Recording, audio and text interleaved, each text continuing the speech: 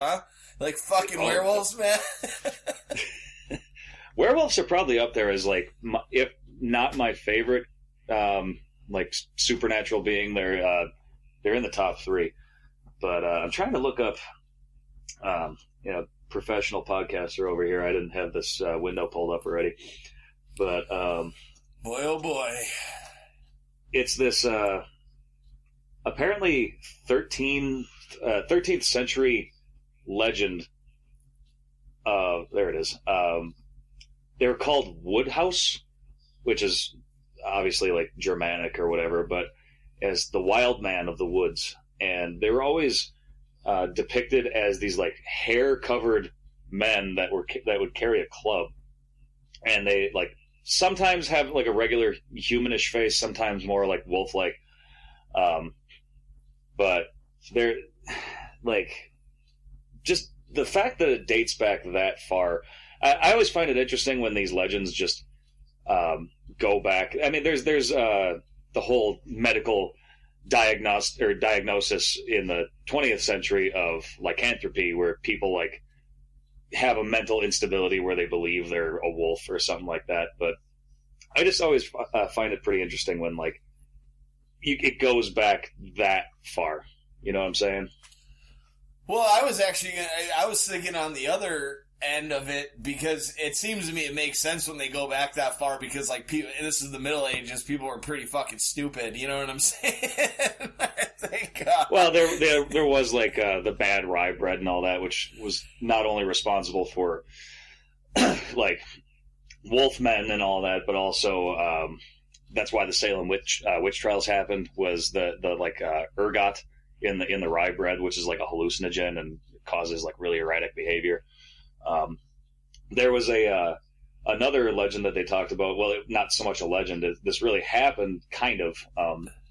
But it's called the Beast of Gévaudan in France, and it was going on between like 1764 and 17. Be your Beast Gévaudan.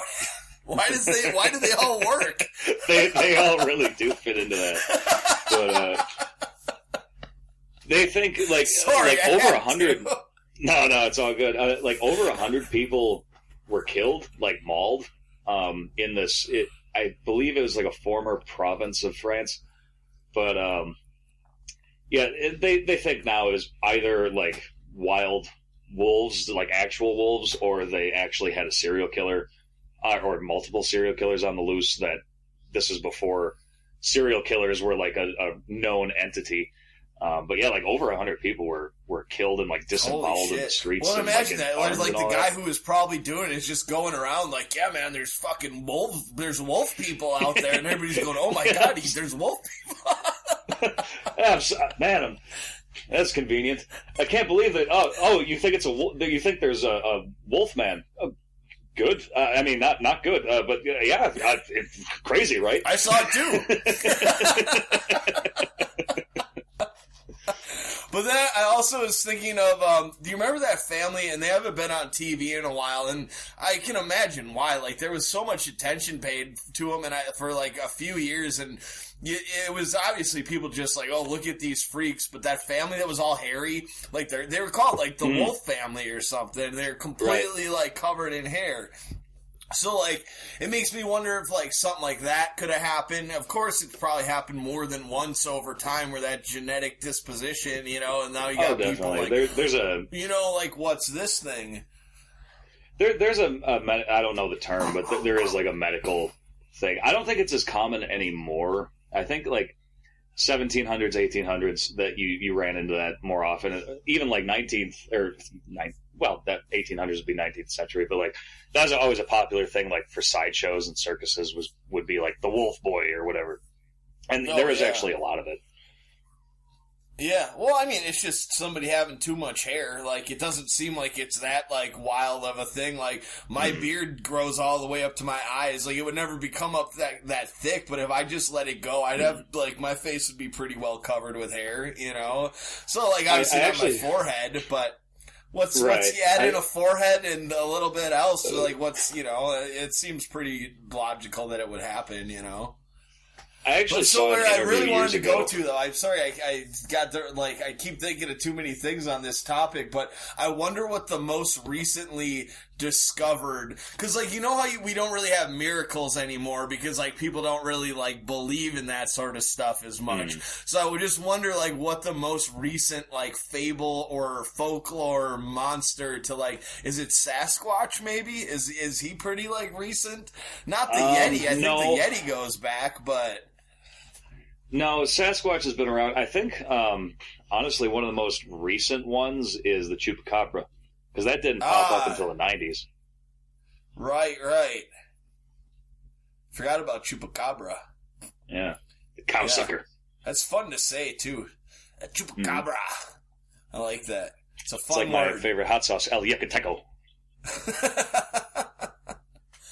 I was reading about some different places in Mexico for whatever reason yesterday. Just looking at, like, was watching something, and now I'm not going to be able to say it. Oaxaca, Mexico. Looks just like an amazing fucking place to visit, like, especially on the Pacific Ocean, like, beach place, side. And then there was this other city called, Guanajuato, I think, and it's all built in, like, this hillside in this valley, and it's super narrow, and all the buildings are, like, painted crazy colors, and there's, like, a crazy tunnel scheme, and they're, like, cars can't even drive through it, so you gotta, like, walk through everything. It just sounds like one of the coolest fucking cities, and I always like to look for these little bizarre places that I'll probably never visit, but, like, if I were to go to Mexico, I'd go to, like, one of those places that's known, but it's not like we're going to Cancun or, the places that everybody goes to all the time. I don't know. That was kind of random, but no, that's cool. Like I'm the same way. Where like I like to find like little things that are like out of the way, especially with my fascination with just like anything remotely in the spooky realm. Like I was pretty pissed that. When I was 18, I took a road trip down to the Smoky Mountains and camped with my then girlfriend and another friend of mine. And I found out like a year or two later that there was like this abandoned ghost town, like seriously right there, like off the trails, right where we were camping. All we would have had to do is like hike a mile, and we could have found this shit. Had no idea, and then. Like a year later, I found out it was there. I'm like, God damn it! But, maybe I'll go back someday. That's not too far. But, I mean, like what? That's an 8-hour drive. Not really. Something like that, yeah. But I brought this up to the same friend, Joel, that went with me on that trip about going to visit Bray Road. I was like, well, this would be, the snow thaws. We should go out there. I pass Elkhorn every Wednesday on my route. And I was just like, I'm always tempted to pull off and just check it out. So I brought it up, like, hey man, when the snow thaws, let's go, hang out, get there at dusk or something, maybe hike in the woods or, excuse me, I'm very burpy today. I'm just getting over I just got back on my GERD medication, so my insides are still a little fucked up. But he told me, like, I've been there, it's very disappointing. Like, the town, it used to be more rural.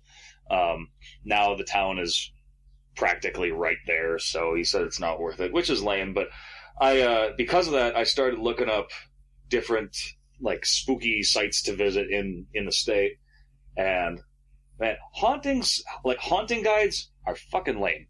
I've discovered this, especially in Wisconsin. Maybe other places they're cooler, but like everything I found was like either check in, like get a room at the Pfister. Was like half of every one of them. It's just the Pfister's a popular hotel in Milwaukee for if you're listening and don't know. But so I'll just really quickly to interject. Like actually, a lot of like NBA fans and different people like do know about the Pfister because it's really popular among like players who stay there, like when their teams come to visit, and they have like their own ghost stories about staying there and shit. So like the Pfister's actually fairly like, well, obviously, like you say, it's your number one thing on all these searches. Like the Pfister's very, very famous. That and this other hotel that's in Oklahoma City, I want to say, that's supposed to be very, very haunted. But sorry to let you. I just want to say the Pfister's actually like really widely known with the hauntings that go on there, yeah. Right on. Yeah, and that's cool and everything, but I want to, like, go explore someplace. I don't want to just rent a room, especially in a city that I live 30 minutes away from. But, basically, like, the rest of them that I find, other than, like, the occasional, like, here's these ruins of something that used to be here, which, fucking whatever, but a lot of them legit suggest just take a stroll through the west wing of this still functioning hospital. Like, that's just okay to do.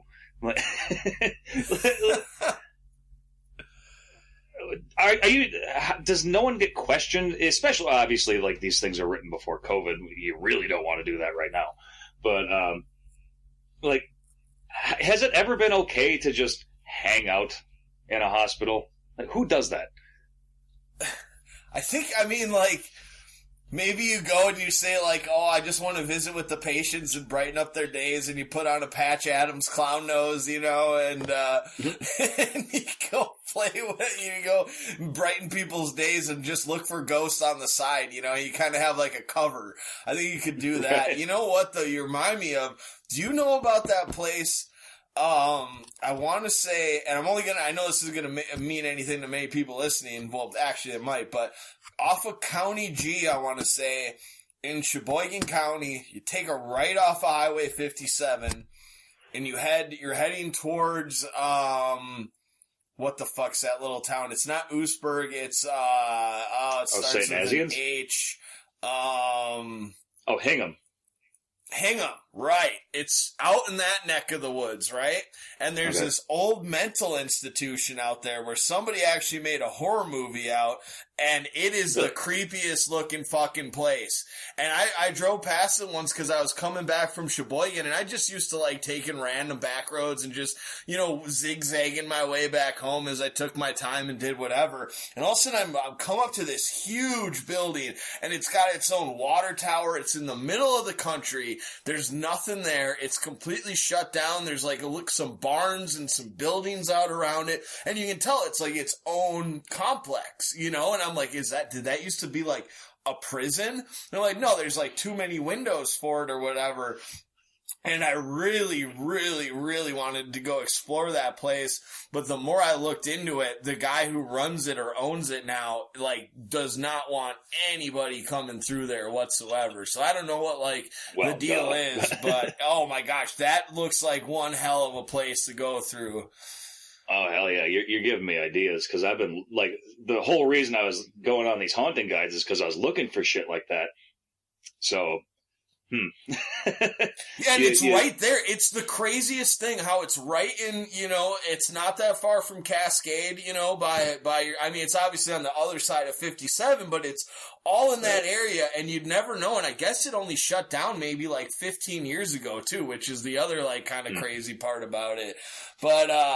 But yeah, it's like right there. So I was driving one day, and I come up on this huge place, and I've been fascinated with it ever since because it's so out of place. It's so creepy looking, like everything. It's just perfect.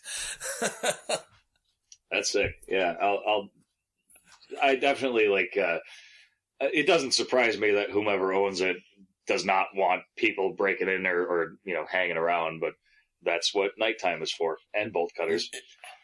I think I'm not trying to self-incriminate right now. Like a couple $100,000 too, which isn't too bad. That hardly seems worth it for one night. But hell yeah, man! Because that's what I want. Like I want a place that's abandoned to go check out. Like the haunting guides are. Where that whole like active hospital thing comes from is like. Listed in like haunted mental institutions. It's out. It's called the Clark County, or at least it was called the Clark County Mental Institution in Owen, which is near Eau Claire. And it's like, this obviously like all the old school scare, like spooky, like, well, the patients were basically tortured here and all that. And I look it up. It's a rehabilitation center now. Like, it's the same building, so, like, yeah, maybe it's haunted, but all the same, I can't just walk into a rehab clinic and like let me see this, let me check it out. Come on, man. So, I bet some of these places are kind of cool where you could like set up an appointment. Maybe that's why there's these ghost like tour guides too, because they have like